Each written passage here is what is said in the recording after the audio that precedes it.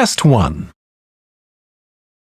You will hear a number of different recordings, and you will have to answer questions on what you hear.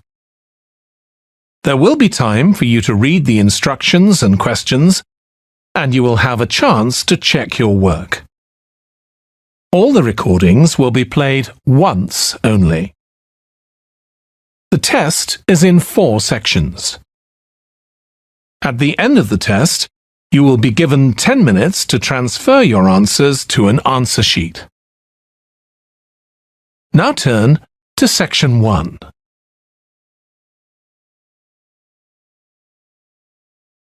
Section 1. You will hear a telephone conversation between a woman who wants to attend a cookery class and an official at a tourist information centre. First, you have some time to look at questions 1 to 6.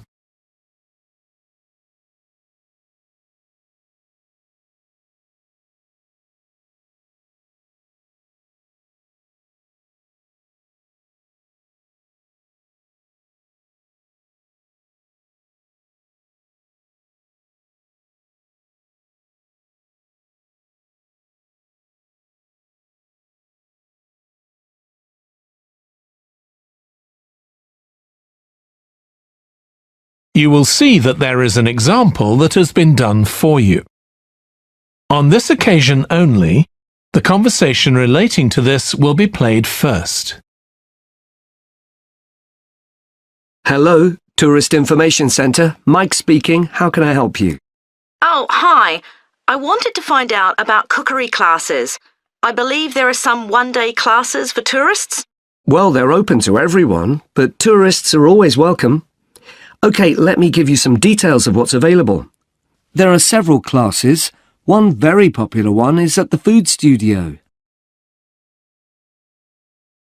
The first cooking class is at the food studio, so studio has been written in the space. Now we shall begin. You should answer the questions as you listen because you will not hear the recording a second time.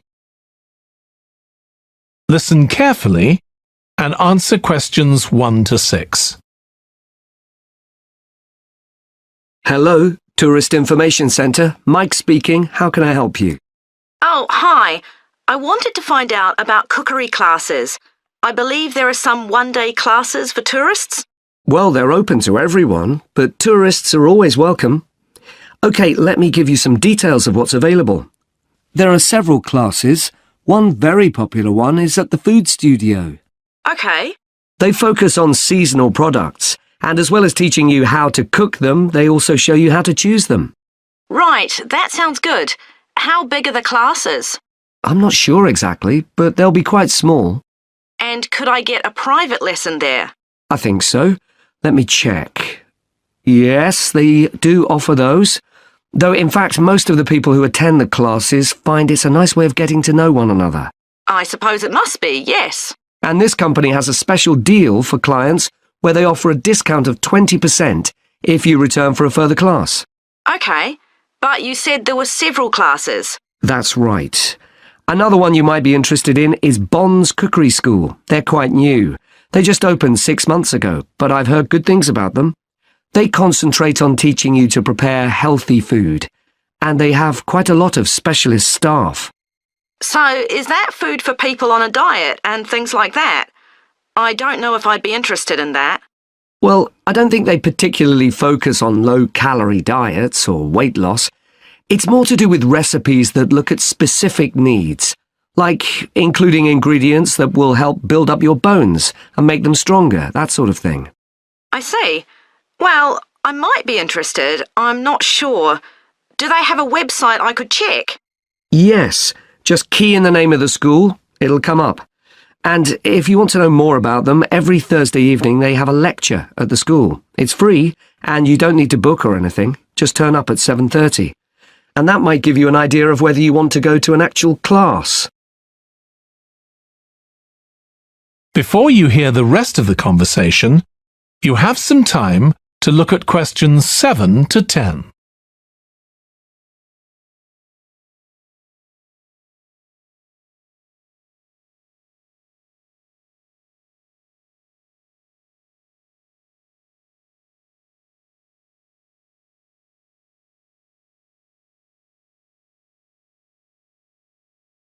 Now listen and answer questions 7 to 10. OK, there's one more place you might be interested in. That's got a rather strange name. It's called the Ielts Centre. That's spelled A-R-R-E-T-S-A. OK. They've got a very good reputation. They do a bit of meat and fish cookery, but they mostly specialise in vegetarian dishes. Right. That's certainly an area I'd like to learn more about. I've got lots of friends who don't eat meat. In fact, I think I might have seen that school today. Is it just by the market? That's right. So they don't have any problem getting their ingredients. They're right next door. And they also offer a special 2-hour course in how to use a knife. They cover all the different skills, buying them, sharpening, chopping techniques. It gets booked up quickly, though, so you'd need to check it was available. Right, well, thank you very much. I'll go and check that out.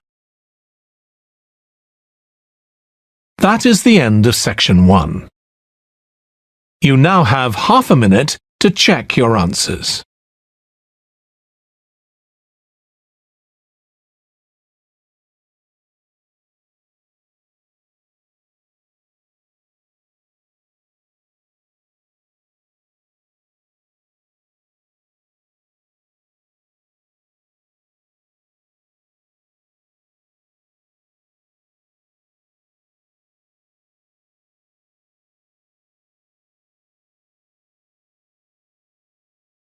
Now turn to section 2.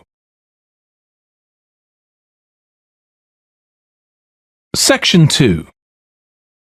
You will hear the chairman of the Highways Committee of Granford speaking to members of the public about proposed changes to traffic and parking in the area. First, you have some time to look at questions 11 to 13.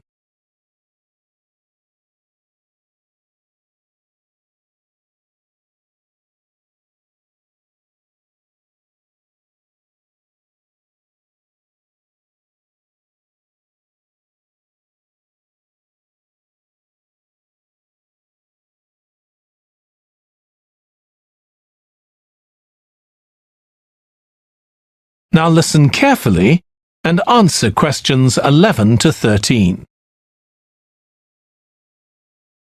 Good evening, everyone. My name's Phil Sutton, and I'm chairman of the Highways Committee. We've called this meeting to inform members of the public about the new regulations for traffic and parking we're proposing for Granford.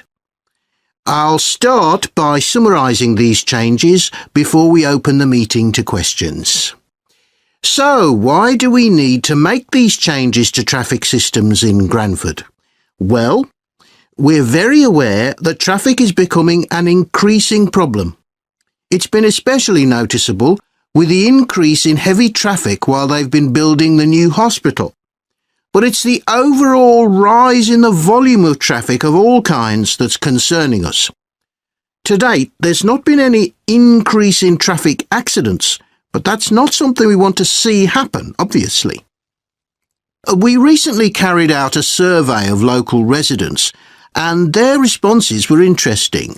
People were very concerned about the lack of visibility on some roads due to cars parked along the sides of the roads.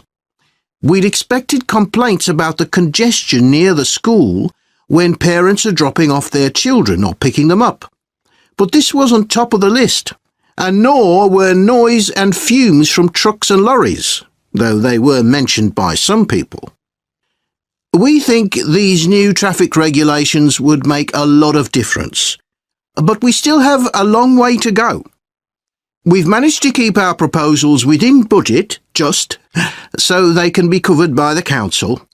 But of course it's no good introducing new regulations if we don't have a way of making sure that everyone obeys them.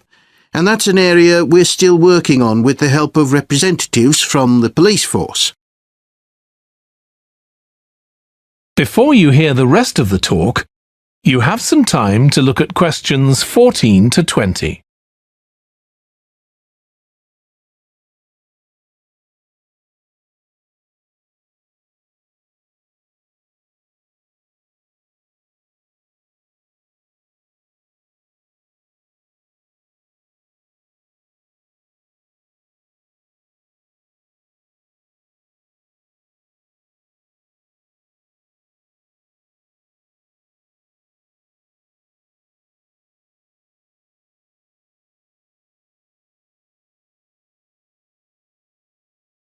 Now listen and answer questions 14 to 20.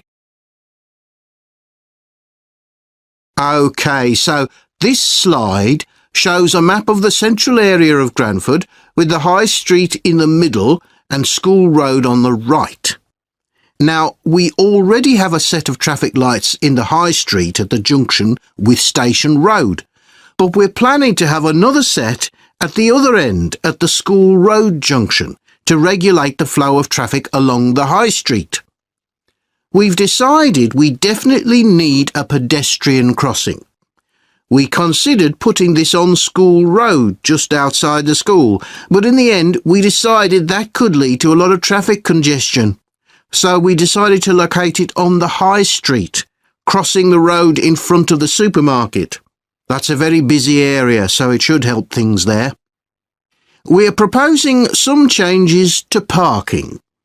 At present, parking isn't allowed on the High Street outside the library, but we're going to change that and allow parking there, but not at the other end of the High Street near School Road. There'll be a new no parking sign on School Road just by the entrance to the school, forbidding parking for 25 metres. This should improve visibility for drivers and pedestrians, especially on the bend just to the north of the school. As far as disabled drivers are concerned, at present they have parking outside the supermarket, but lorries also use those spaces, so we've got 2 new disabled parking spaces on the side road up towards the bank. It's not ideal, but probably better than the present arrangement. We also plan to widen the pavement on School Road. We think we can manage to get an extra half metre on the bend just before you get to the school, on the same side of the road. Finally, we've introduced new restrictions on loading and unloading for the supermarket, so lorries will only be allowed to stop there before 8 a.m. That's the supermarket on School Road. We kept to the existing arrangements with the High Street supermarket. OK, so that's about it. Now, That is the end of section 2. You now have half a minute to check your answers.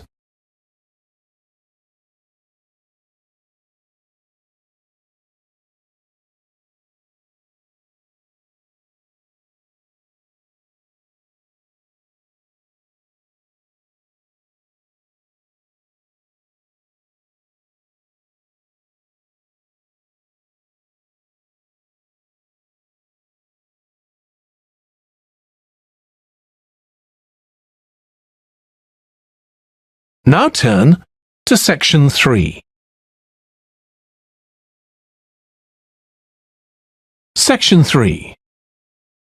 You will hear 2 biology students called Emma and Jack discussing an experiment they are going to do together. First, you have some time to look at questions 21 to 25.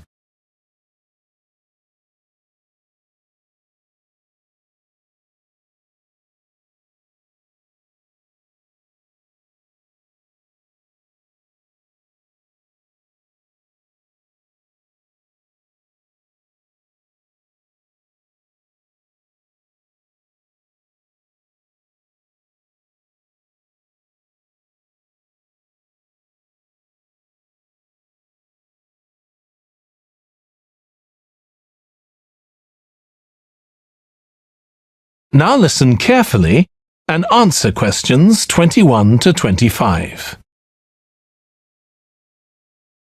We've got to choose a topic for our experiment, haven't we, Jack? Were you thinking of something to do with seeds? That's right. I thought we could look at seed germination, how a seed begins to grow. OK. Any particular reason? I know you're hoping to work in plant science eventually. Yeah, but practically everything we do is going to feed into that. No, there's an optional module on seed structure and function in the 3rd year that I might do. So I thought it might be useful for that. If I choose that option, I don't have to do a dissertation module. Good idea. Well, I thought for this experiment, We could look at the relationship between seed size and the way the seeds are planted. So we could plant different sized seeds in different ways and see which grow best. OK, we'd need to allow time for the seeds to come up. That should be fine if we start now. A lot of the other possible experiments need quite a bit longer. So that'd make it a good one to choose. And I don't suppose it'd need much equipment. We're not doing chemical analysis or anything.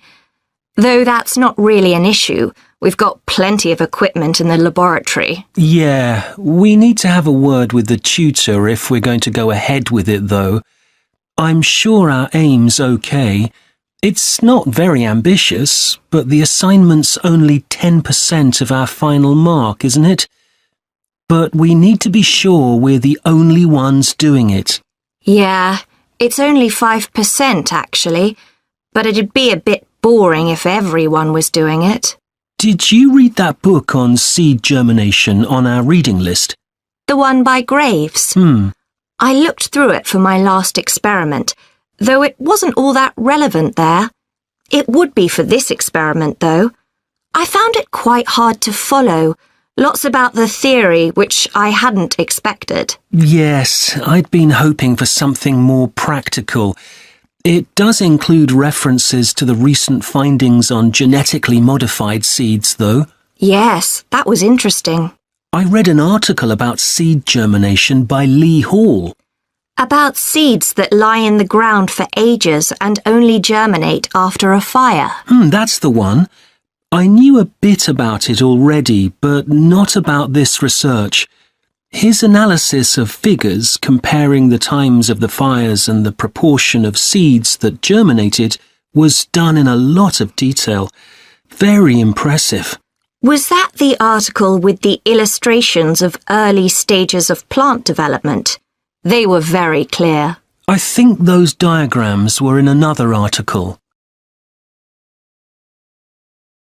Before you hear the rest of the discussion, you have some time to look at questions 26 to 30.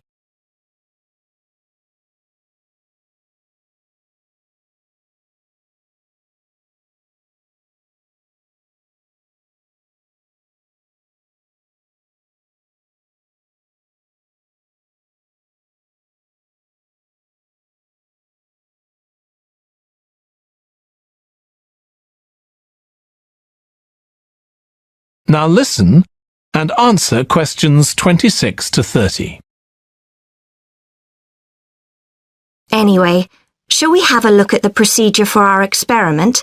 We'll need to get going with it quite soon. Right. So the first thing we have to do is find our seeds. I think vegetable seeds would be best, and obviously they mustn't all be the same size. So how many sorts do we need? About 4 different ones? I think that would be enough. There'll be quite a large number of seeds for each one. Then for each seed, we need to find out how much it weighs and also measure its dimensions. And we need to keep a careful record of all that. That'll be quite time-consuming. And we also need to decide how deep we're going to plant the seeds.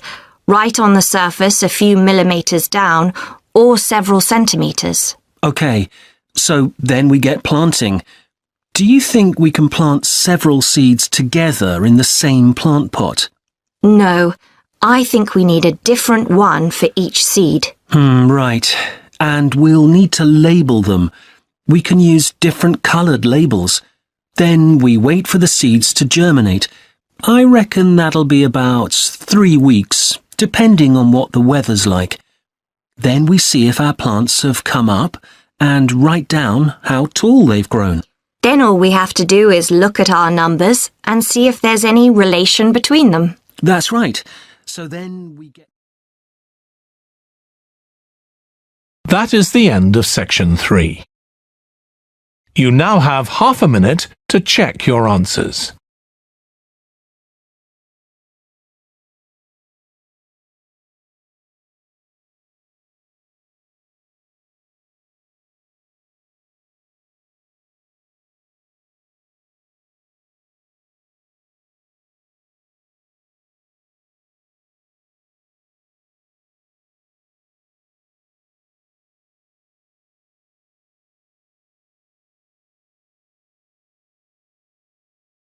Now turn to Section 4.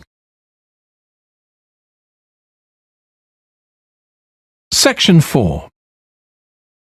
You will hear part of a lecture on an environmental studies course about recent research on how animals are adapting to urban environments. First, you have some time to look at questions 31 to 40.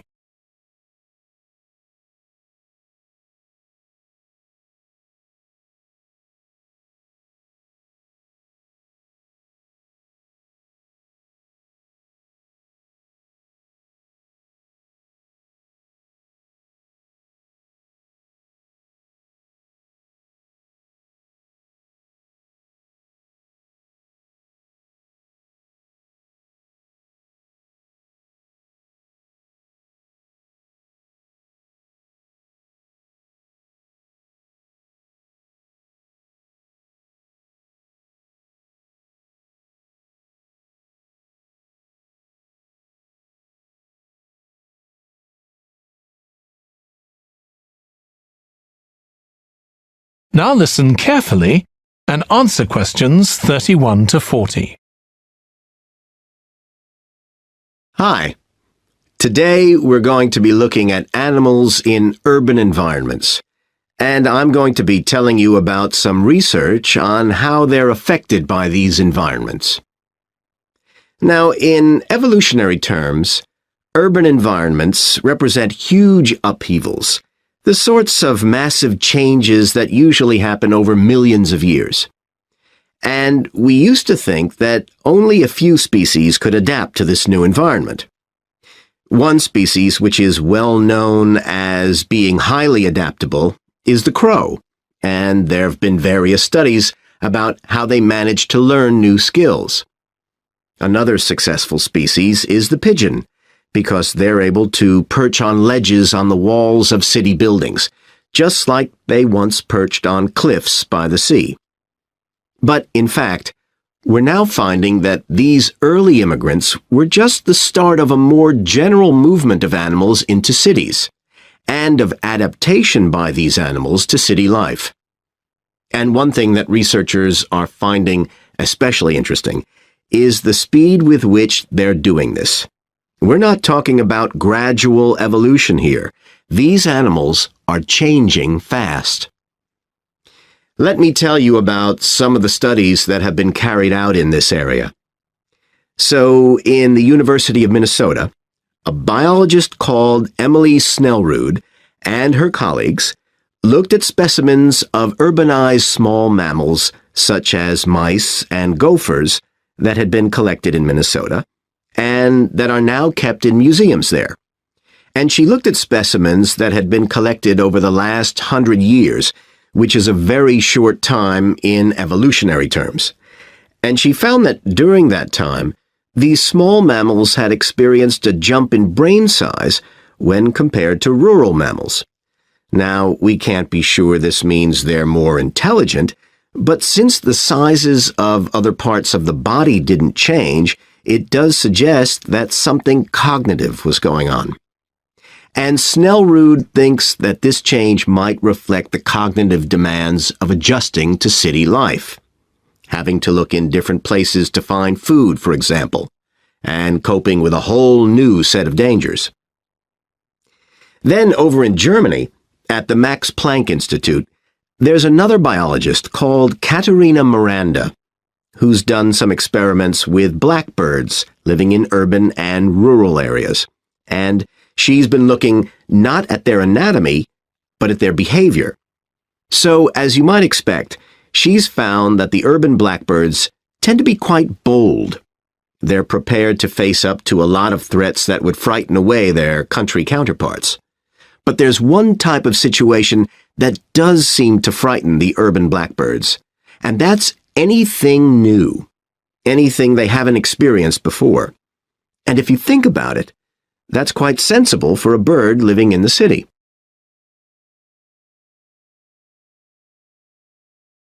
Jonathan Atwell, in Indiana University, is looking at how a range of animals respond to urban environments. He's found that when they're under stress, their endocrine systems react by reducing the amount of hormones such as corticosterone into their blood.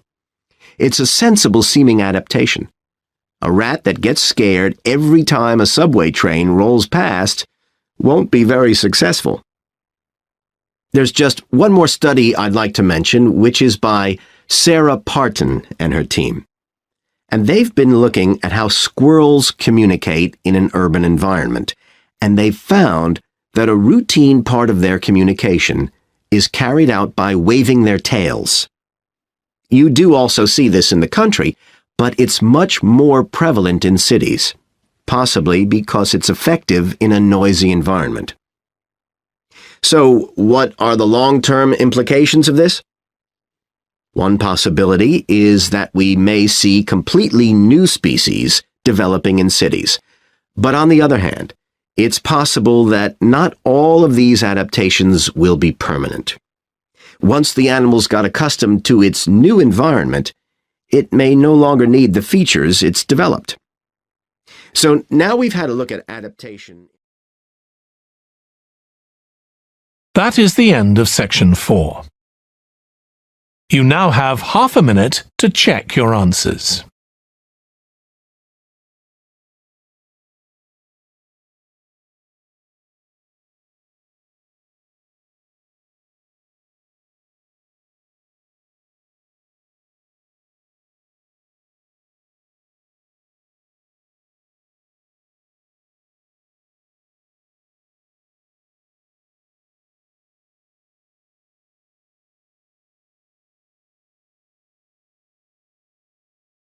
That is the end of the listening test. In the Ielts test, you would now have 10 minutes to transfer your answers to the answer sheet.